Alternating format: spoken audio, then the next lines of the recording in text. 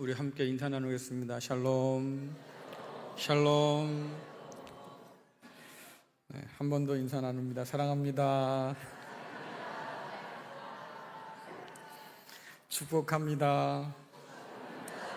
주님 안에서 잘 됩니다. 네, 너무 앞서가셨어. 자, 말씀 나누기 전에 두 장의 사진을 먼저 보고 말씀을 이어갈까 합니다. 네, 하나 보여주겠어요? 뭐 같아요, 저게 지금? 네, 이번 파리 올림픽에서 프랑스와 우리나라 선수가 함께 대결을 벌이는 장면인데요. 어떤 것 같아요, 장면이? 누가 공격을 성공한 것 같습니까?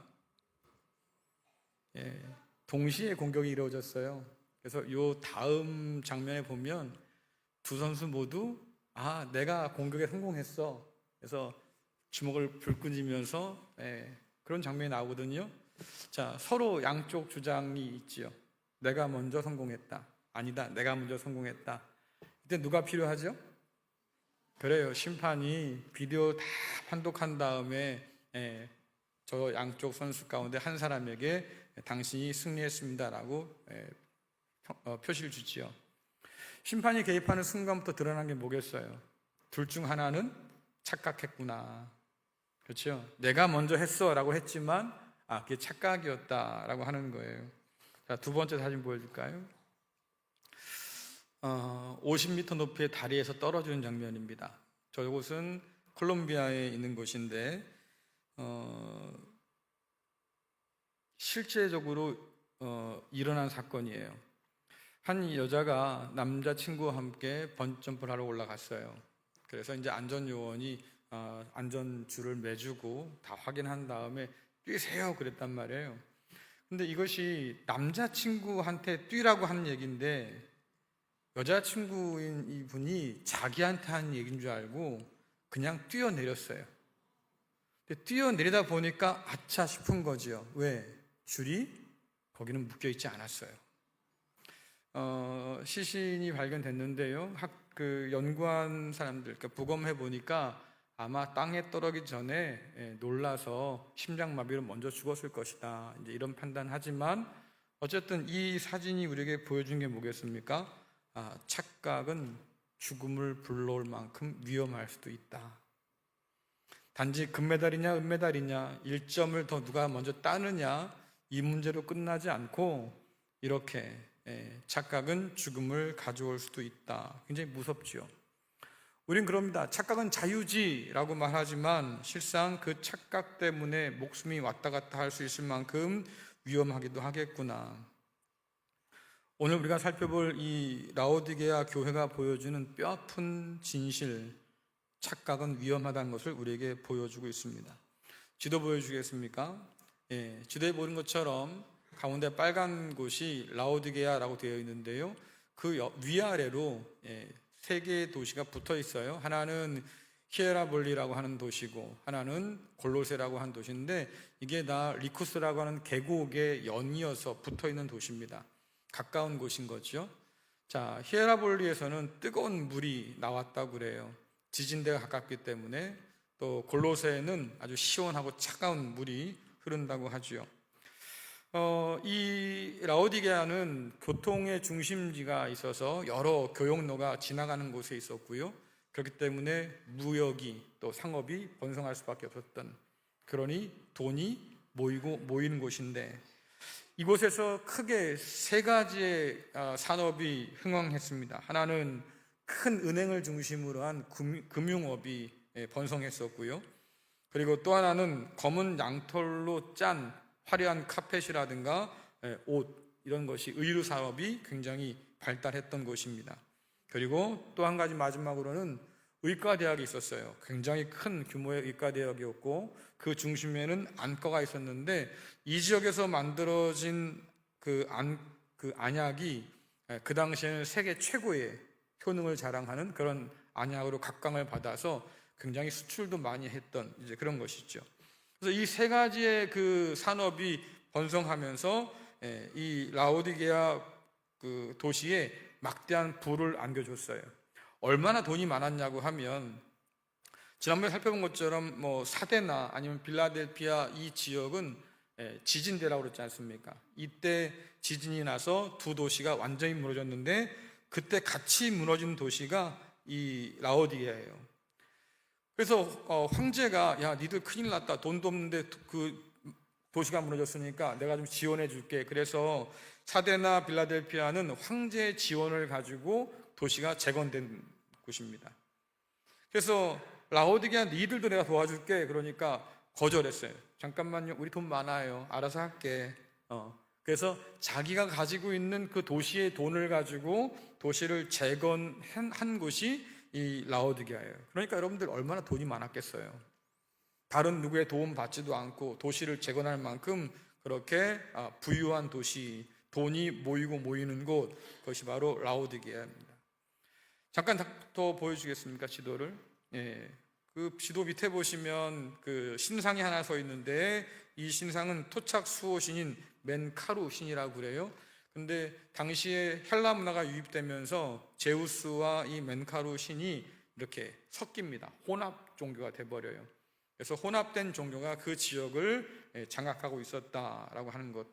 그리고 우리가 늘 7도시를 살펴보면서 봤던 것처럼 그 당시의 종교는 문화, 또 사회, 정치, 경제 모든 부분에서 강력한 영향을 미치고 있었다고 하는 것을 먼저 기억할 필요가 있습니다. 언제 이곳에 교회가 생겼는지 정확한 기록은 없어요. 어쨌든 이곳에 주님께서 이제 마지막 교회에게 편지를 보내시죠. 자, 요한계시록 3장 14절 말씀 같이 읽겠습니다. 시작.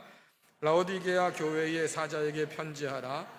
아멘이시요, 충성되고 참된 증인이시요, 하나님의 창조의 근본이신 이가 이르시되 아멘.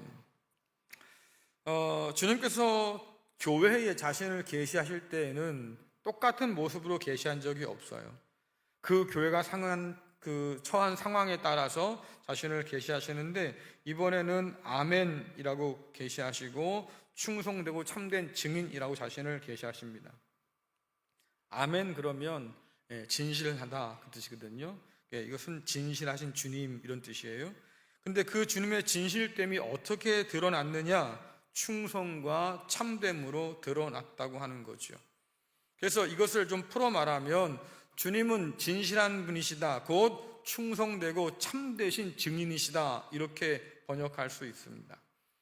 더 이어서 나오는 말씀에 보면 주님은 창조의 근본이다 말씀하시는데, 이때 근본이라고 하는 것은 창조를 시작하신 분이다. 물론 그 옛날 태초에 하나님이 천지를 창조하실 때에 그때 주님께서도 그 창조에 함께 하셨겠지만, 지금 이 문장에서는 하나님께서 이루실 새로운 창조를 시작하셨다라는 의미로 우리가 받아들이는 게 맞습니다. 그래서 주님의 충성된 증언은 도대체 무엇을 의미하는 거냐라고 하면, 주님의 부활로 시작된 하나님의 새 창조를 증언하시는 분이 바로 우리 주님이시다. 그래서 여러분들, 바울이 그리스도 예수 안에서 우리는 새로운 피조물이다 라고 할 때, 이 피조물이라는 단어를 좀 바꾸면 그리스도 예수 안에서 우리는 새로운 창조다, 이런 뜻이에요. 저와 여러분은 이미 그리스도 예수 안에서 새로운 피조물로 창조되어서 이제는 어둠 가운데 속하지 않고 빛의 나라에 속해서 하나님의 가족이 되고 자녀가 되고 상속자가 되는 그런 은혜를 누리고 있다고 하는 것이고, 하나님께서는 이 새로운 창조를 통해서 새하늘과 새 땅을 이 땅 가운데 가져오셔서 만물을 회복시킬 거다라고 하는 것이 주님이 증언하는 아주 중요한 요소라고 하는 거죠. 이것은 아주 오래전 이사야의 예언을 배경으로 하는데요. 자, 이사야 43장 10절 말씀 읽겠습니다. 시작. 나 여호와가 말하노라. 너희는 나의 증인, 나의 종으로 택함을 입었나니 이는 너희가 나를 알고 믿으며 내가 그인 줄 깨닫게 하려 함이라. 나의 전에 지음 받은 신이 없었느니라. 나의 후에도 없으리라. 아멘. 이미 여러분, 이스라엘은 출애굽을 하면서 하나님께 명령을 받았어요. 너는 나의 증인이다. 무엇을 증언해야 됩니까? 하나님께서 너희를 애굽에서 어떻게 건져내셨는지, 또 광야를 지나면서 하나님이 어떻게 너희를 먹이시고 입히시고 인도하셨는지, 또 가나안 땅에 들어갈 때 하나님께서 어떻게 너희 앞에 대적들을 다 흩으시고 그 땅을 약속대로 허락해 주셨는지 너희가 증인이다. 다시 말하면 하나님의 구원과 구속을 증언하라고 하나님께서 증인으로 그들을 불러주셨지요. 근데 이 사람들이 가나안 땅 들어가 살면서 하나님을 잊기 시작했어요. 하나님이 그렇게 하지 말라고 했던 우상을 들여와 섬기고 우상에 빠져 살았죠. 하나님께서 예언자를 보내셨습니다. 돌아와라.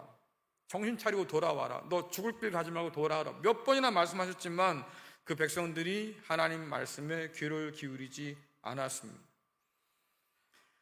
언약한 대로 하나님께서 이스라엘 백성들을 멸망시키시고 그들 가운데 남은 자를 포로로 보내셔서 바벨론 포로 생활을 하게 하셨고, 마침내 때가 되어서 하나님께서 약속하신 대로 그 바벨론 포로 생활 가운데서 남은 자들을 건져내셔서 다시 예루살렘으로 집어넣으셨습니다. 이것을 다른 말로 새로운 출애굽이다 말씀하시고, 이전 일은 기억하지 마라. 이것보다 더 큰 일은 없을 테니까. 그래서 출애굽 사건을 재현하는 모습들을 우리가 볼 수 있어요. 그러면서 하나님께서 하신 말씀이 그겁니다. 내가 너희를 어떻게 건져냈는지 잊지 말아라. 그리고 이사야서를 통해서 하나님께서 증언하신 말씀은 결국 하나님께서 새하늘과 새 땅을 가져다 주실 거다. 여러분 잘 아시는 비전처럼 독사골에 어린아이가 손 놓고 장난해도 물지 않는 그런 나라가 오게 될 거다. 사자들과 어린 양이 함께 뛰어노는 그런 나라가 오게 될 거다. 그것을 지금 증언하라고 말씀하신 거지요. 문제는 그들이 돌아온 그 땅에서 또다시 사명을 잃어버려요. 지난주에 우리가 본 것처럼 유대인들은 너희들은 유대인이라 주장하지만 사실은 사단의 회당이야, 이렇게 책망하실 이유가 뭐겠습니까? 그들의 조상처럼 황제와 우상 앞에 절하며 살았어요. 증인의 사명을 제대로 감당하지 못했어요.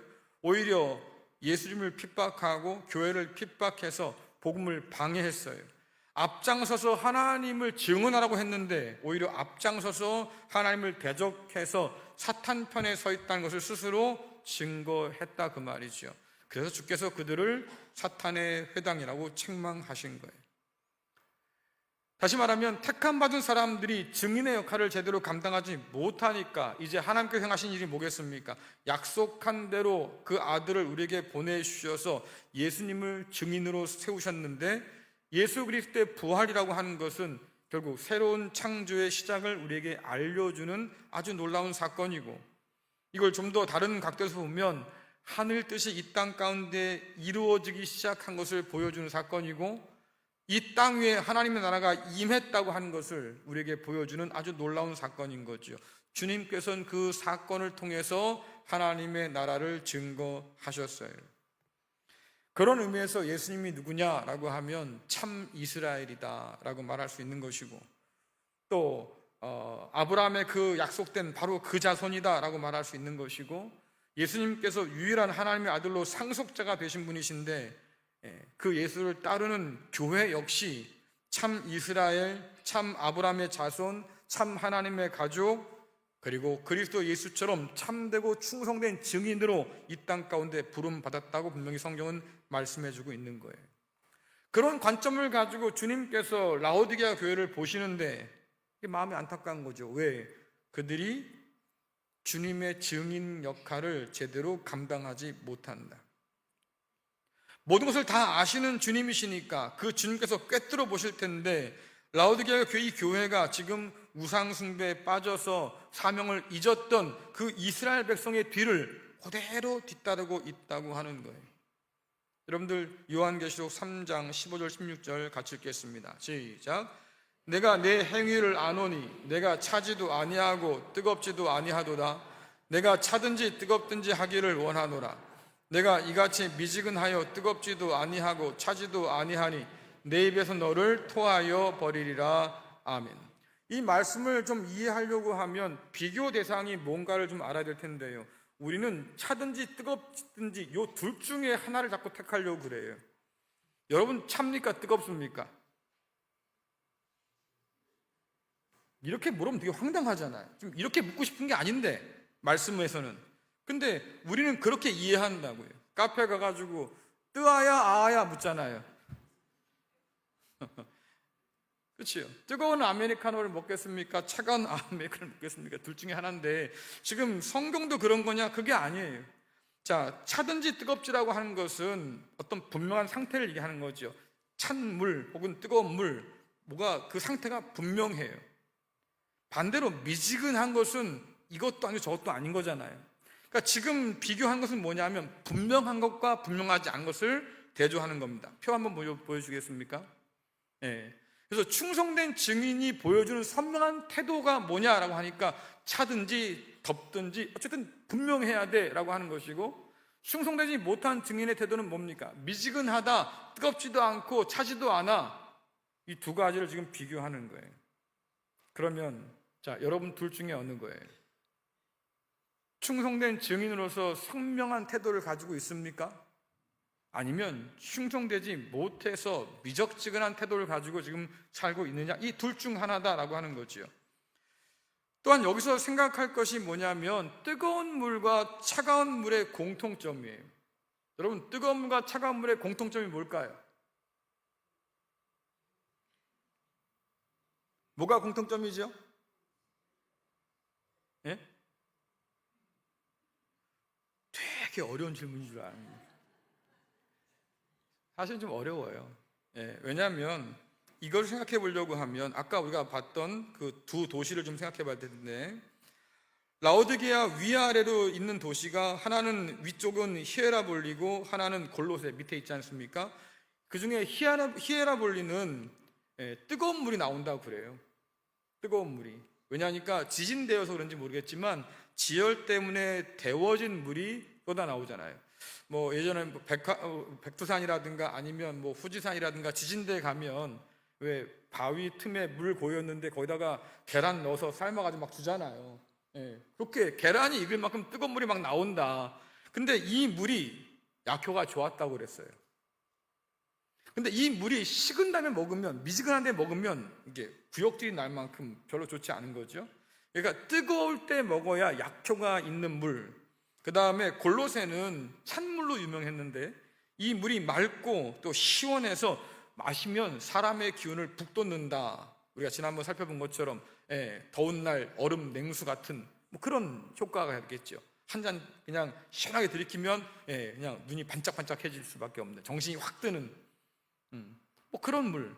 그러니까 이 두 가지의 물의 공통점이 뭐냐면 사람한테 유익하냐 유익하지 않냐. 더운 물을 먹어야 유익하고 찬물을 먹어야 유익하다 그 말이에요. 근데 그것도 아니고 이것도 아니고 뜨뜻미지근하면 사람들이 구역질하고 토해낼 수밖에 없어서 그런 물은 필요하지 않다라고 하는 거죠. 지금 주께서 하신 말씀이 뭡니까? 주님의 증인으로 분명한 태도를 가지지 못한 교회는 미적지근한 물 같아서 결국 무능한 교회이고 주님께 무익한 교회여서 주님이 토해낸다. 여러분 잘 아시는 것처럼 주님 비유 가운데 짠맛을 잃어버린 소금은 아무 쓸데가 없어서 밖에 버려져서 사람들 발에 밟힌다. 그와 똑같은 그런 현상이라고 보면 될 것 같아요. 반면에 뜨겁든지 차든지 어쨌든 사람이 먹기에 유익한 물은 그 상태가 무엇이든 간에 필요한 대로 쓰임 받는다. 즉 주님을 향해서 뚜렷한 태도를 가지고 있는 교회는 세상을 향해서 온전히 주님을 증거하는 교회로서 여전히 쓰임 받는다라는 것을 우리에게 보여주는 거지요. 자, 그렇다고 하면 왜 이 라오디게아 교회가 주님께 이런 책망을 받을까? 아까 우리가 착각에 대한 얘기를 좀 꺼냈는데 그들이 아주 큰 착각에 빠져 있기 때문입니다. 자, 요한계시록 3장 17절 같이 읽겠습니다. 시작. 내가 말하기를 나는 부자라 부유하여 부족한 것이 없다 하나 내 곤고한 것과 가련한 것과 가난한 것과 눈먼 것과 벌거벗은 것을 알지 못하는도다. 무슨 말씀이에요? 그건 네 착각이다 그 말이에요. 그건 네 생각일 뿐이다. 나는 부자입니다. 부족한 것이 없어요. 나는 부유하지요. 라고 자랑을 하는데 말입니다. 주님께서 판단하실 때는 야, 너 곤고한 거야. 너 가련해. 너 가난해. 눈이 멀었네. 벌거벗었어. 수치를 안고 사는 사람이다 그 말이에요. 우리가 이미 살펴봤습니다. 주님께서는 충성된 증인이라 하셨고 그 주님께서 너를 안다 하셨으니까 라오디게아 교회에 대해서 주께서 하신 이 말씀은 누구도 부인 못할 진짜다라고 하는 거지요. 이 주님 말씀이 옳다고 하면 우리는 부족함이 없어요, 부자라고요 했던 이 말이 결국 착각에 불과하다라고 하는 거예요. 그러면 자기 착각에 빠진 이 라오디게아 교회의 부요함은 도대체 어디서부터 온 걸까? 우린 이미 7교회를 살펴보면서 당시의 상황들을 대충은 이게 알게 되었습니다. 여러분들 그 당시의 상황을 다시 한번 생각해 보세요. 황제 앞에 절하고 또 그 도시가 섬기는 우상 앞에 절하면서 상인 조합에 가입되지 않으면 장사를 할 수 없다고 그랬잖아요. 그렇죠? 상업을 할 권리를 얻지 못한다고 그랬습니다. 그래서 결국 그 도시를 위협하는 사람으로 찍혀서 뺏기기도 하고 쫓겨나기도 하고 잡혀서 갇히기도 하고 죽임을 당하기도 하고, 그 당시에 교회들이 충성되게 살아왔던 교회들은 다 그런 핍박 아래 놓여 있었다 그 말이에요. 그런데 왜 이 라오디게아 교회는 부유함을 자랑할 수 있었을까? 심지어 그 부유함이 말입니다, 그들 스스로는 뭐라 그러겠어요? 이것은 하나님을 잘 믿었기 때문에 우리가 받은 복인 거야, 이렇게 생각했겠죠. 아마 여러분 가운데도 이런 비슷한 생각을 지금도 갖고 계신 분이 계실 거예요. 누군가 갑작스럽게 병에 걸렸어요. 아유, 그건 뭐 뒤에 구린 게 있어서 그래야지, 죄를 지어서 그럴 거야. 그렇죠? 뭐가 좀 안 풀렸어요. 회개해야지, 그거 안 그러면 그거 안 돼, 그거 죄가 있을 거야. 우린 이렇게 수근덕거리고 있다 그 말이에요. 또 누군가 뭐 로또가 됐다거나 뭐가 잘 됐어, 하나님이 당신에게 축복을 주셨군요, 우린 단정지어 얘기합니다. 그렇잖아요. 그것이 착각일 수 있다고 말한다 그 말이에요. 참 이 한국 교회는 이상합니다. 아픈 사람은 위로받는 게 맞잖아요. 그렇죠? 아픈 사람은 위로받는 게 맞아요. 그런데 우리는 뭐라 그럽니까? 아우, 아픔은 하나님 영광을 가리는데, 이러고 있어요. 이게 정상적입니까? 아픈 사람은 위로를 받아야지요, 기도를 받아야 되고요, 그렇잖아요. 격려를 받아야지요, 치료를 받아야 되고요. 근데 왜 그 아픈 사람이 스스로가 자신을 부끄럽게 여기면서 내가 하나님 영광을 가렸다고 말을 해야 합니까? 착각이라 그 말이에요. 그 배경에는 뭐가 있습니까? 네가 죄가 있으니까 그 꼴을 당하는 거야, 이렇게 우리가 그를 정죄하고 있다는 거지요. 여러분, 이건 정상적인 신앙이 아니에요. 그러니까 제발 그런 거 하지 마시라고, 남의 불행을 보면서 뚝뚝거리지 마시라고. 잘못된 신앙을 가지고 그것이 마치 옳은 것처럼 착각하지 말라고요. 그것이 라오디게아 교회가 가지고 있던 착각이었어요. 이렇게 부한 것을 보면 우리가 하나님 앞에 복 받은 게 분명해. 예수님을 찾아왔던 부자 관원이 있었습니다. 영생을 얻으려면 어떡합니까? 주님께서 너무 기특하게 여겨서 야, 율법 잘 지켰냐 물으시니까 이가 뭐라 그러냐면, 아유, 그건 어릴 때부터 다 지켰어요. 그래, 그러면 네가 가진 것이 많으니 그것을 가난한 사람에게 나눠주고 난 따라오면 되겠지. 그때 성경 보면 뭐라고 되어 있습니까? 그가 재물이 많은 거로 근심하여 돌아갔다. 그 부자관을 보면 사람들이 그랬을 거예요. 저 사람은 하나님께 뭔 뭘 저렇게 막아서 이렇게 부자가 되었을까? 야, 하나님 보시에 그렇게 바르게 신앙생활 했으니까 저렇게 복을 많이 받았겠지. 다 깜빡 속아 넘어갔는데, 스스로도 다 속아 넘어갔는데 주님께서 핵심을 찔렀지요. 너 정말 하나님 믿는 건 맞아? 너 정말 하나님만 섬기는 건 맞아? 돈과 하나님 가운데 넌 하나님 섬기는 게 맞아? 그래서 물어본 거예요. 그러면 재물 팔아 나가면 되겠네. 재물이 많아서 근심하며 돌아갔다고 한 얘기는 그가 하나님을 사랑한다고 말은 했지만 진짜 사랑한 게 뭐예요? 재물이지요. 돈과 하나님 둘 중에 하나만 택해야 된다, 둘 다 못 섬겨. 근데 이 사람은 둘 다 섬기는 것이 가능한 줄 알았던 사람인 거예요. 그래서 그가 근심하고 주님을 떠나갔다. 똑같았다. 그 당시에 그들이 부를 누리며 살면서 자랑했지만, 그러나 주님께서 볼 때는 야, 너 지금 하나님을 섬기는 것이 아니야. 넌 우상을 섬겼고 그 대가로 지금 그 부유함을 누리고 있는 거지. 하나님을 드러내는 충성된 증인이 다 그것을 포기했기 때문에 너희가 지금 그것을 맛볼 수 있는 거야. 그러니 여러분들, 이 라오디게아 교회는 주님의 칭찬받던 서머나 교회와 정반대편에 있는 교회예요. 서머나 교회는 그 믿음을 지키기 위해서 애를 썼기 때문에 핍박받고 그래서 가난한 자가 되었지만, 주님이 그를 바라면서 뭐라고 말씀하십니까? 야, 네가 부유한 사람이야 라고 말씀하잖아요. 근데 반대로 이 라오디게아 교회는 말입니다, 우상 숭배도 하고 하나님 섬긴다고 하고 그러면서 그 모든 것들을 다 받아 누렸어요. 그럼 스스로 우리는 다 가졌어, 부자야 라고 말하는데, 주님 보실 때는 넌 가난해, 너는 비천해, 넌 눈이 멀었어, 너는 헐벗었어. 정반대의 상황이잖아요. 이러한 라오디게아 교회의 착각은 두 가지의 절망적인 상태를 우리에게 가져다 주는데, 첫 번째가 뭐냐면 무지예요. 여러분, 자신에 대한 무지는 재앙 같습니다. 보통 자기의 병을 자각할 때가 있지요. 야, 이거 내가 좀 병이 좀 크게 걸린 것 같아. 그 얘기는 뭐냐면, 내 힘으로는 안 될 것 같은데, 밥도 좀 줄여보고 운동도 해봤는데 증세가 나아지지 않고 더 악화돼, 이게 큰 병이 걸렸구나. 이런 자각을 하면 병원을 찾게 되어 있습니다. 의사를 찾게 되어 있어요. 내가 지금 저만 하는데 내 상태가 어떻습니까? 내가 큰 병에 걸린 것 같은데 한번 진단해 주십시오.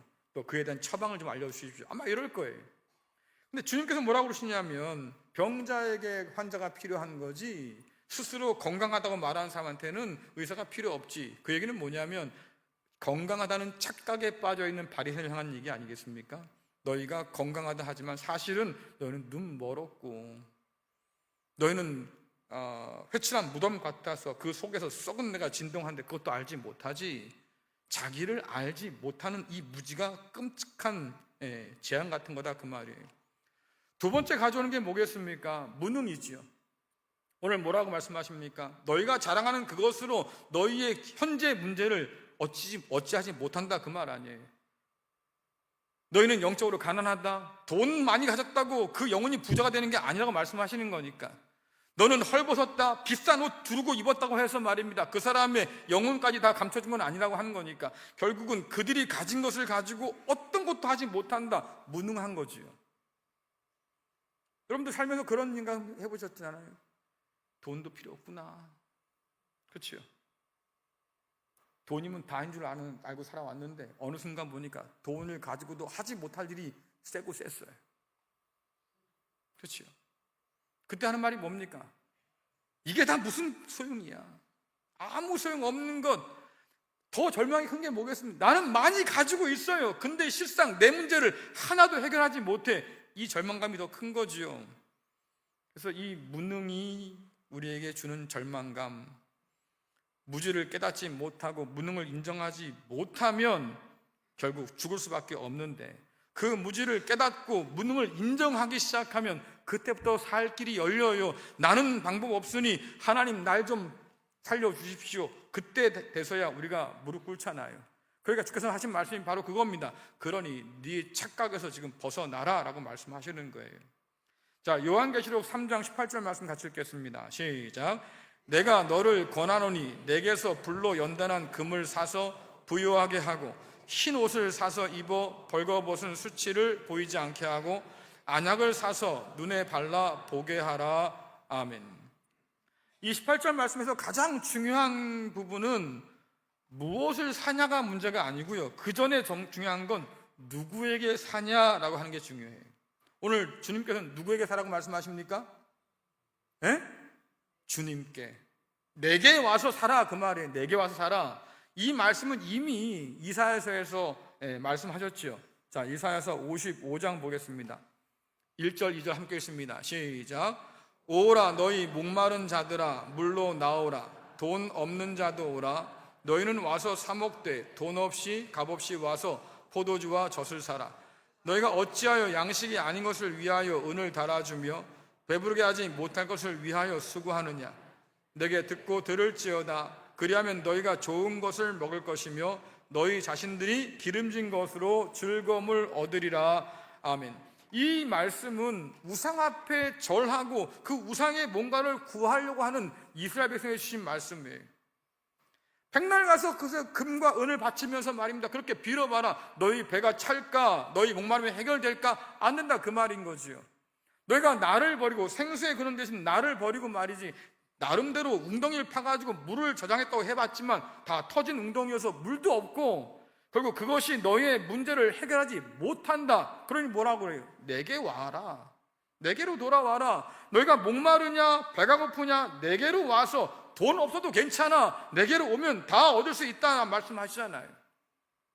우상 앞에 달아주는 은과 금, 그거 결국 아무것도 얻지 못할 테니 헛된 일에 매진하지 말고 내게로 와라. 오늘 주께서 똑같이 말씀하시는 거예요. 내게로 와서 내게 사, 내가 줄게. 이게 주님 말씀인데, 지금 라오디게아 교회가 자랑한 것들이 다 뭡니까? 오늘 주께서 하신 말씀 다 나왔잖아요. 그들은 금을 자랑했어요. 나는 부하다.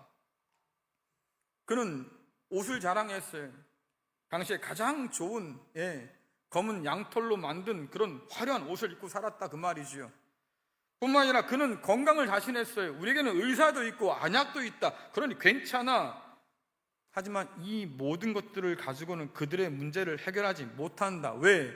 그들이 구한 것은 땅의 것이고 사라지고 말 것이고 그들을 온전케 하지 못하고 만족하게 하지 못하니까 결국 세상에서 얻으려고 하는 한 그들은 여전히 우상 숭배에서 벗어나지 못할 거다라고 말씀하시는 거예요. 너희가 충성된 증인의 사명을 감당하지 못할 거다 말씀하시는 거예요. 더 중요한 게 뭐겠습니까? 여전히 너희가 새로운 피조물답게 살지 못할 거다. 이 이야기는 새하늘과 새 땅을 위협으로 받을 수가 없을 거다 그 말이죠. 여러분, 무서운 말이에요. 계속 그렇게 세상 앞에 엎드려 구하는 한 너희는 나의 증인이 되지 못할 것이고, 내가 너에게 약속했던 새하늘과 새 땅 그 나라도 너희는 위협으로 받지 못할 거다. 그러니 이게 얼마나 심각한 말씀입니까? 근데 주님 마음은 우리가 멸망하기를 원치 않으셔서 너희가 살고자 한다고 하면 내게로 와서 내가 주는 것을 얻으라고 말씀하시는데, 성경 보니까 하나님은요 우리에게 있어야 할 것이 뭔지를 아신다고 그러잖아요. 그뿐 아니라 우리가 구할 때 그보다 더 좋은 곳으로 더 풍성하게 우리에게 주신다고 하니, 오늘 주님께서 라오디게아 교회에게 말씀하시는 거예요. 그러니 내게로 와라. 너희가 필요한 건 내가 다 갖고 있어. 내가 줄게. 그럼 뭘 가져야 될까? 첫 번째가 뭡니까? 불로 연단한 금을 사야 된다. 불로 연단한 금. 이것은 핍박을 통과한 믿음이라고 볼 수 있겠는데요. 여러분들, 핍박은 그 당시에 그랬습니다. 핍박은 내가 그리스도 예수께 속했구나라고 하는 증거였어요. 우리가 지금까지 살펴봤던 모든 교회들이 핍박 안에 놓이는 이유가 뭡니까? 예수가 우리의 주입니다 고백하고 로마 황제가 주가 아니라고 말했기 때문에 핍박받은 거잖아요. 그러니까 그리스도 예수를 향한 선명한 그런 믿음을 가지고 살면 핍박 당할 수밖에 없다. 왜? 세상이 너희를 미워할 거야. 너희가 세상에 속하지 않고 내게 속했기 때문에. 그러니 우리가 이 세상을 믿음으로 살면서 고난받는다고 하면 내가 주님께 속한 사람이구나 증거가 될 수 있다고 하는 거지요.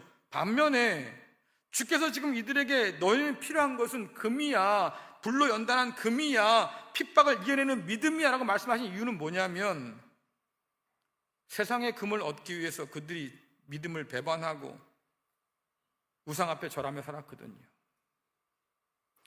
로마의 식탁에서 떨어지는 그 부스러기를 얻기 위해서 넙죽 엎드려 절하며 살았거든요. 오늘 주께서 하신 말씀이 뭡니까? 그거 단호하게 거절하라 그 말이에요. 너에게 진짜 필요한 것은 그 큰 은행, 그 유명한 은행에 넣어놓은 금이 아니고 핍박을 통과하는 정금 같은 믿음이다. 그러니 그 믿음을 구하며 살라고 말씀하시는 거예요. 오늘 여러분의 그 믿음이 있습니까? 그 선명한 믿음이 있어요? 세상 앞에서 나는 하나님의 것이라고, 그리스도 예수의 사람이라고, 내가 세상 앞에 절하지 아니하고 하나님 앞에서만 충성을 다하겠다고, 이런 믿음을 가지고 오늘 살고 있습니까? 그것이 선명하게 드러날 때 우리는 참된 충성된 증인이라고 말할 수 있는 거지. 두 번째는 뭐예요? 벌거벗은 수치를 보이지 않게 가릴 흰옷을 사라. 벌거벗은 수치를 드러낸다고 하는 것은 우상 숭배자들이 겪을 심판에 관한 이야기입니다. 여러분, 구약을 보더라도 이스라엘 백성들이 우상 섬기며 살았을 때 하나님께서 그들에게 주신 심판이 뭡니까? 너의 하체가 드러날 거야, 벌거벗음을 당할 거야, 너의 수치가 드러나게 될 거다, 분명히 말씀하시거든요. 아까도 말씀드린 것처럼 지역 특산물인 검은 양털로 말입니다, 옷을 화려하게 멋지게 그렇게 뽑아 입고 말이죠, 뽐낼 수 있었어요. 지금 옷이 없어가지고 말이죠, 벌거벗어가지고 새로 옷이 필요한 게 아니에요. 여자분들 옷장 딱 열고 보면서 아유, 입을 옷이 하나도 없네. 그래서 흰 옷을 사라는 게 아니에요. 그렇게 화려한 옷으로 다 감았다 할지라도 여전히 너는 우상숭배 앞에서 결국 비참한 것으로 드러나게 될 테니 이 수치를 다 씻고 그 수치를 가려줄 진짜 옷이 필요한데 그것은 주님께서 주시는 흰 옷뿐이다 라고 말씀하시고, 그것은 종종 그리스도 예수의 새로운 의라고 우리에게 말하잖아요. 그리스도 예수를 옷 입어라 할 때 바로 그거예요. 그래서 믿음의 증인으로 핍박을 견딘 사람들에게 주께서 흰 옷을 주신다고 말씀하셨는데 바로 그 옷을 사라, 다시 말하면 믿음을 가지고 살라, 똑같은 말이 반복되는 거죠. 세 번째로 뭡니까? 안약 사서 눈에 발라서 보게 해라. 아까도 말씀드렸지만 이 라오디게아는 의술로 유명했고 특별히 안과를 중심으로 큰 대학병원이 있었습니다. 그리고 그곳에서 안전에 좋다는 특효약이 발명돼서 팔렸는데 일명 브루기아 안약이라고 그럽니다. 효과가 너무 좋다고 그러죠. 문제는 그렇게 의술이 좋은 의사가 있고 좋은 약이 있다 할지라도 너희의 감긴 눈, 그것은 뜰 수 없다는 거예요. 그렇잖아요. 눈을 보게 할 수 있어도 주님을 보게 할 수 없으니 의사도 안약도 필요 없는 거죠. 그러면 주께서 그런 말씀하셨습니다. 세상에 내가 온 이유 중에 하나가 눈먼 자를 보게 하려는 것이다 말씀하셨는데, 정말로 그래서 말이죠, 주께서 진흙에 침을 이겨가지고 눈에 발랐잖아요. 그래서 눈이 떴습니다. 근데 이거 소경이 눈 뜬 다음에 그냥 눈만 뜬 게 아니었어요. 눈 뜨고 난 다음에 주님을 알아봤죠. 아, 당신이야말로 하나님 보낸 하나님의 아들이시군요, 메시아군요, 그리스도시군요, 나의 주가 되시는 분이시군요. 그래서 예수님을 따르는 사람이 되었는데 눈만 열린 것이 아니라 영안도 열린 거죠. 믿음을 가지고 말씀 안에서 영적 분별력을 가지고 주님을 알아보라, 그 말이에요. 주님께서 이 땅 가운데 오셨을 때에 백성들이 환영하지 않았습니다. 왜? 알아보지 못해서 눈이 감긴 거예요. 그러나 이제 너희가 필요한 게 뭐겠습니까? 너희는 새로운 피조물이 되었으니 눈뜬 사람이 되었다. 그러니 주님을 제발 알아보라, 그 말이에요. 하나님께서 기뻐하신 것이 무엇인가 분별할 수 있는 영적 분별력을 가져라, 그 말인데 그때 필요한 게 뭐겠습니까? 바로 말씀이죠. 이것들이 있어야만 착각에서 벗어나서 하나님의 충성된 증인으로 살 수 있다고 말씀하는 거예요. 여러분, 이 세상은 여전히 벗어나기 힘든 그런 착각에 빠져 삽니다. 가장 큰 착각이 뭡니까? 눈에 보이는 게 전부야. 착각이죠. 그래서 눈에 보이지 않는 하나님을 없다고 말하는 세상, 이 세상이잖아요. 또 다른 착각이 뭐 있어요? 돈이면 못할 게 없어. 이것도 착각이죠. 사실은 여러분들 이미 겪었어요. 야, 돈 있어도 다 되는 건 아니구나, 이미 알아요. 근데도 이것을 벗어던지질 못해. 왜? 그만큼 강력하니까. 뿐만 아니라 이런 것도 있습니다. 명품 걸치면 자기도 명품 인생 되는 줄 알아요. 착각이죠. 착각이에요. 내가 헐벗었구나 라는 주님의 책망이 있을 수밖에 없는데, 그러니 이런 세상 가운데서 여전히 이런 착각의 유혹을 받습니다. 우리도 그렇게 유혹받아도 세상 앞에 무릎 꿇고 싶고, 세상이 주는 부서기를 얻어 먹고 싶고, 그리고 우리는 부유하다고 자랑하고 싶고 그래요. 그러니까 주님의 증인으로 살기보다는 진리의 회색지대에 자신을 가둬놓고 말입니다, 분명한 태도를 보이기보다는 이도 저도 아닌 뜨뜻미지근한 그런 마음을 가지고 살아가기 쉽다. 그것이 오늘 우리 앞에 놓여있는 유혹이다, 그 말이에요. 아까 누가 그랬어요. 우리에게는 7교회 중에서 어떤 교회일까? 그래서 제가 그랬습니다. 다음 주 설교해야지. 어떤 교회 같아요, 여러분들? 뒤죽박죽이에요. 이러기도 하고 저러기도 해요. 그러니 주님께서 하신 말씀을 좀 더 크게 들어야 할 텐데, 그래요. 겸손한 마음으로 우리가 인정할 게 있습니다. 내가 가진 것으로 나를 구원할 수 없습니다. 나는 헐벗은 사람이고, 나는 눈이 먼 사람이고, 주님 도움 없으면 나는 꼼짝할 수 없는 사람입니다. 인정해야 돼요. 그리고 나서 주 앞에 엎드려야 되지요. 핍박을 견딜 만한 그런 믿음을 주십시오. 주님을 섬긴 자들이 입을 그 흰옷을 우리에게도 허락해 주십시오. 진리를 분별할 수 있도록 우리에게 진리의 눈을 열어 주십시오. 우리가 그렇게 주 앞에 간절히 구할 때 주께서 말씀하잖아요. 내게로 와서 구하면 내가 줄게. 그 약속 믿고 구할 수 있는 거지요. 그러면 주님께서는 우리에게 후히 주신다고 말씀하셔요. 꾸짖지 않는다고 말씀하셔요. 구하는 것보다 더 좋은 것으로 풍성히 주신다고 말씀하셔요. 여전히 우리가 구하는 모든 것은 세상 것이 아니라 주님 것이어야 한다, 그 말이에요. 여전히 우리는 일곱 교회가 책망받았던 일곱 교회의 모습을 갖고 삽니다. 그리고 책망받지 않고 칭찬받았던 교회가 될 가능성들을 여전히 안고 있어요. 그러니 주께서 우리에게 성령께서 하시는 말씀을 들으라고 그렇게 간절히 말씀하시겠지요. 그러니 무지와 무능의 위험한 착각에서 여러분들 벗어나셔서 이제는 새 창조의 온전한 증인으로 살아갈 수 있기를 간절히 축원합니다. 세상의 풍파를 이겨내는, 핍박을 견뎌내는 믿음을 주께 구하세요. 주님만을 섬기는 자들이 입는다고 하는 그 흰옷을 입을 수 있도록 여러분 구하세요. 진리를 분별하는 그런 능력을 달라고 주 앞에 구하세요. 직분 뒤에 숨지 말고요. 이런 허접한 가운 뒤에 숨지 말고요.